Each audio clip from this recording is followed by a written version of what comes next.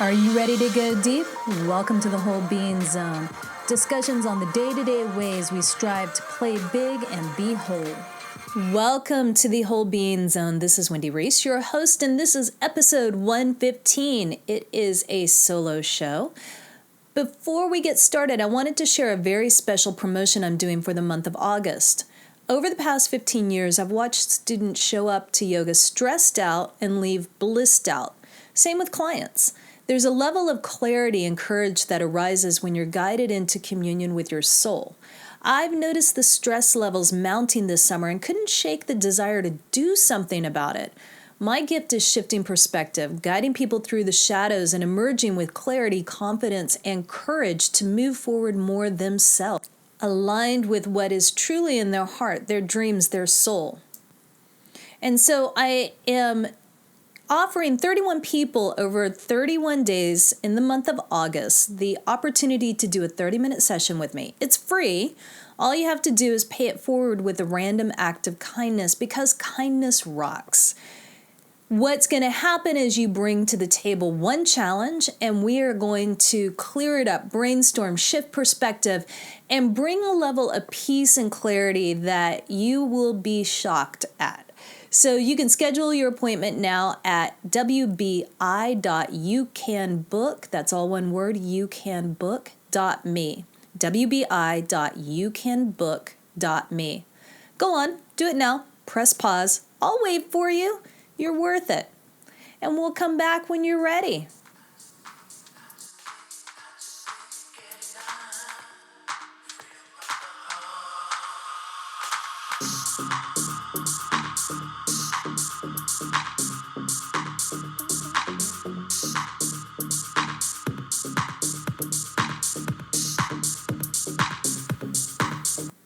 Hey there, welcome back. So let's get started. I used to be the ass-kicking yoga teacher. I taught a mean asana practice until I physically couldn't anymore. An injury derailed me. Until that point, though, I pushed my limits because it made me feel physically strong and it helped me hide how opposite I felt emotionally. The more I practiced, the more I moved my energy, and that felt good. But before I started noticing that people would come to class stressed out and leave blissed out, returning a couple days later stressed out again, I knew there had to be something more. Yoga couldn't just be a workout. Yet that's truly all some people want because yoga shines a light through the cracks in the armor. If you're unwilling or perceive unable to have what's buried illuminated, that's going to be mighty uncomfortable when the light shines on it. It's no different than clearing out the junk closet or garage. You're going to make a huge mess unpacking it, and then you have to really look at the contents and make a decision about what to do with it. Do you keep it? Do you get rid of it? It's far easier to go sweat your butt off in a class where you're told what to do when, always in the same order, in a fashion that pushes you to your limits. In other words, you try to power through. For many people, it works. They don't think. They shift some energy and it feels good. They feel better. But they don't really change. They don't go inward or do the deeper work that yoga calls us to do, to unite. But that's okay. When you've experienced trauma, dealing with your shit ain't easy or fun. At some point, though, through all the pushing, you may wake up one day and realize your body won't tolerate it anymore. You take a look at all the intolerance popping up in your life, and you have to make a choice. Dive in or resist. The problem with resisting is that what you resist persists. Believe me, it will outweigh you every single time until you finally turn and face it. I can still teach a kick-ass asana practice, and I do from time to time, but it's always woven with the threads of, so what, now what? We need to know what to do when we don't avert our gaze as yoga illuminates what's in us. The weaves of emotion, not limited to anger, guilt, shame, and judgment, are going to knock you over if you're not ready. That's why we do mindfulness practice at the beginning and end. We focus on the breath, the sensations, and the alignment of the body throughout the practice. It's why I weave in the deeper yogic practices that address energy and philosophy. The people willing to go there evolve. They grow. They unite with the deeper part of themselves and the world around them. They experience the ripple effects in their relationships. I take it a step further and I coach people how to continue integrating this into their daily lives, unpacking the stuff buried that keeps them stuck, and rediscover their inner wisdom and power. It brings me joy to have those moments where people start to reconnect, to reunite with their soul. And what you don't often hear in the power classes are about all of the other layers that yoga affects, like chakras and koshas. These are the energy centers and layers, respectively. You can't see them, but you can definitely feel them when they're imbalanced. I have an entire course on chakras on my website, and I'll link that in the show notes. Today I want to talk about the koshas. Your physical body is the outer layer, the Annamaya kosha in yoga. Maya means made of, and Anna means food or physical matter. It's your physical body, the muscles, the bones, the tissues. How you treat your physical body affects the Annamaya kosha through physical activity, nutrition, rest, and stress. They all play a role in the health of this layer. The next layer is the pranamaya kosha. It's what holds your material body together. This is the life energy that governs your biological processes, from breathing to digestion to circulation of your blood. The energy body is called the pranamaya kosha because when your breath stops, when you stop breathing, you can't get oxygen to your heart, which pumps it to the rest of your body, so your body becomes oxygen deprived. Prana is also known as life force or breath. When your breath stops, your physical body stops too. Your heart and lungs stop working, your cells begin to disintegrate. You may have noticed in yoga classes when the instructor offers variations of breathing exercise or pranayama, such as diaphragmatic breathing, the 3-part breathing, the alternate nostril breathing, ujjayi breathing. These are designed to enhance the proper functioning of your pranamaya kosha.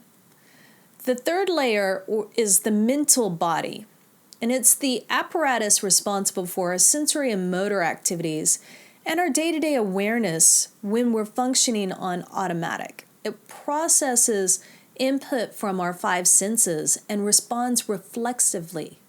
When we move through life passively reacting to our environment rather than actively shaping it, our awareness is focused here. Many people routinely operate at this level. Everything you ingest not only affects your physical body, it feeds the mental layer too. A continual stream of fear-based media generates cravings for increasingly aggressive forms of stimulation, and you may become more agitated or less sensitive to the suffering of others. If we stuff ourselves with too much mental, we get indigestion. It can leave us feeling exhausted and creates a fear of missing out.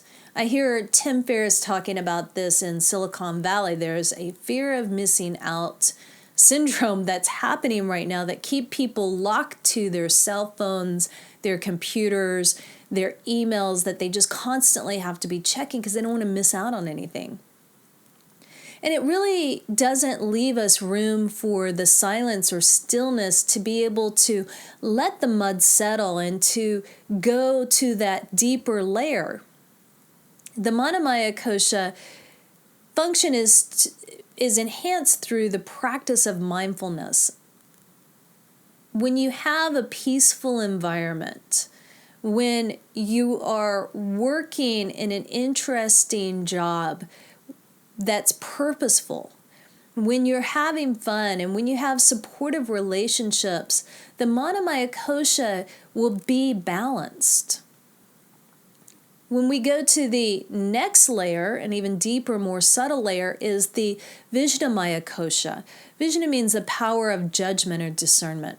It's often translated as intellect, but the real meaning is a broader, encompassing all the functions of the higher mind, including the consciousness and will.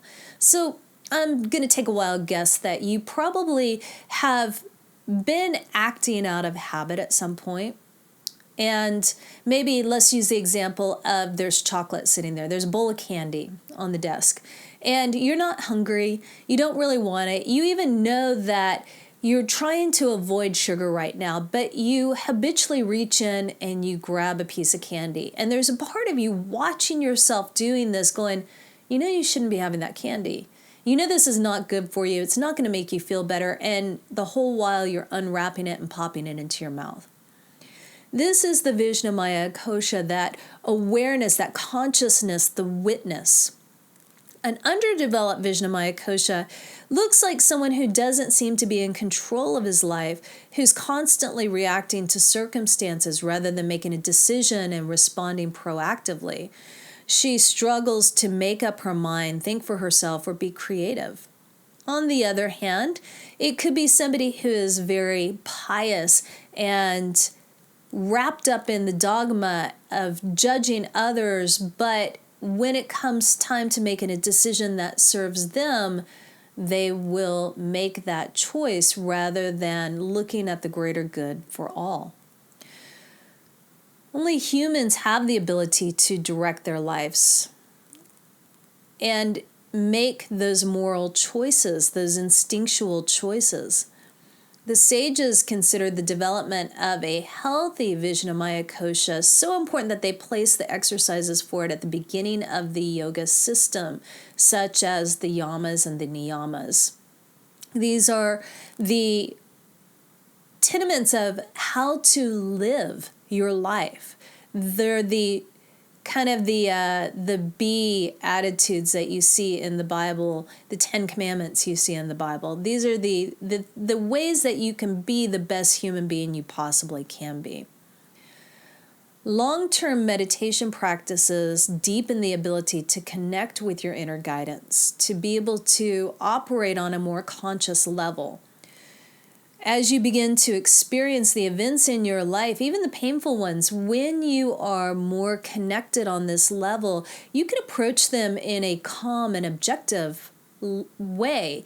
Your yoga lifestyle, your willingness to go into contemplation and meditation lead to clarity of judgment, greater intuitive insight, and your willpower even increases as this layer grows stronger and more balanced. The most subtle layer, the deepest layer, is the Anandamaya kosha.